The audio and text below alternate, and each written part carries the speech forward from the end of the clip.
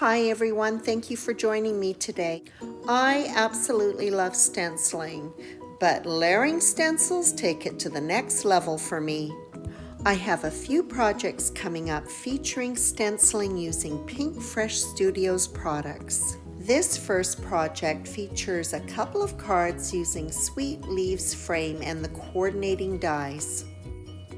All of the inking for today's cards will be done with Simon Says Stamp's new positively saturated inks. I'm afraid it's taken me a while to get on the blending brush bandwagon.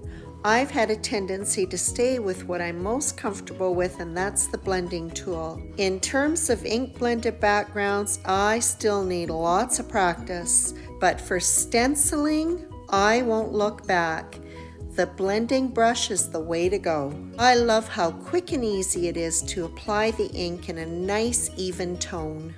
Of course, the entire stenciling experience is enhanced using Waffle Flower's stencil mat. This not only keeps your work surface clean, but it helps keep that paper from slipping around. I began by applying celery, that beautiful spring green, to the entire stencil.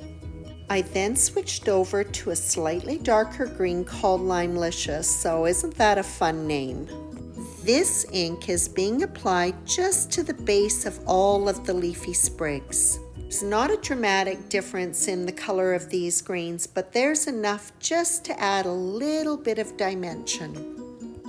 This set comes with 2 stencils. The little flowers are easily aligned to the stenciled image. I'm applying a pretty and softly colored ink called Peachy. Initially, when the ink goes on, it looks a little bit dark, but as it dries, it lightens up. And just like that, we're done, which is one of the things that I absolutely love about stenciling. I purchased the coordinating dies to go with this set. The larger die cuts out the interior of the leafy frame. The small one cuts out the medallion in the center, but they can't be die cut at the same time because the edges slightly overlap. I decided to use these elements in 2 separate cards. I'm stenciling the medallion 6 more times so that I have a total of 7 pieces to create a background. So the one thing I learned the hard way is to space these medallions out enough to accommodate for the die cutting. To create a softer look, I'm doing my stenciling on ivory cardstock rather than stark white. As usual, if you see anything that grabs your attention, you'll find links to the products that I've used to make these cards in the description of this YouTube video or on my blog at bonniecarolee.com. And in no time at all, I'm done. By the way, Simon's inks are coordinated in families of 3 with a medium, light, and dark tone. There was no messing around trying to figure out which 2 greens were going to work well together. The work was done for me. Both the medallions and white sheet foam were die cut so that they could be stacked. Before die cutting, I cut the foam into squares to accommodate 1 die cut. When the foam goes through the die cutter, it compresses a bit. If I was die cutting foam that was being passed through the die cutter several times, the dimension of the foam would change between the elements. And because I'm using these medallions to create a background, I wanted there to be consistency. A panel of black cardstock measuring 4 1/8 by 5 3/8 is attached to a top folding A2 size card base of ivory cardstock. The medallions are randomly arranged on another piece of ivory cardstock, the same cardstock that I use for stenciling. It measures 4 by 5 1/4 inches. As I place the medallions, they are oriented differently. The one thing that I do try to keep the same is the spacing between them. There are a couple of corners that need to be filled in, but the plan is to use some of the overhanging pieces when they're trimmed off. The foam backing will extend the drying time a little bit. I also want to make sure that there's good contact between the foam and the cardstock, so I'm going to put some weight on it and let it dry before I do any trimming so that nothing shifts. And while I'm waiting, I'm going to work on my sentiment for both cards. This is a gorgeous hot foil plate by Pinkfresh called Best Wishes. I have foiled it in blush, which coordinates nicely with the peach flowers. To trim off the overhang, I'm using my large shears.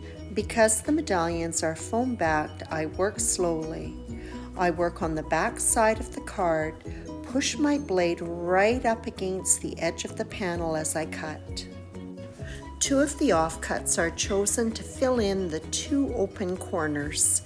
These are set aside to dry before I do the final trimming. On the front of my panel, I noticed a little shiny spot of dry glue. The Creative Detailer tool does a good job of removing that. The panel is now ready to be adhered to the card base, and it is finished off with the Best Wishes sentiment. Of course, it's not completely finished off, but I'll leave that till the end. The second card comes together a little bit more quickly than the first one. The Sweet Leaves panel was trimmed down to 4 inches by 5 1/4 inches. I used the die that cuts the interior of this frame to die cut black foam.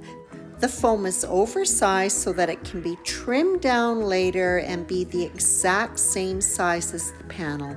Before I do any trimming, I'm going to let this panel and the sentiment, which I also stacked on foam, dry under some weight so that there's good contact between the cardstock and the foam. To trim off the excess foam, I use my large shears, taking long cuts so that the foam edge is smooth. A black cardstock panel measuring 4 1/8 by 5 3/8 inches is mounted on an ivory cardstock base which is in landscape orientation. The foam-backed leafy frame is centered on the black cardstock panel and the sentiment attached. Both cards are embellished with peach confetti.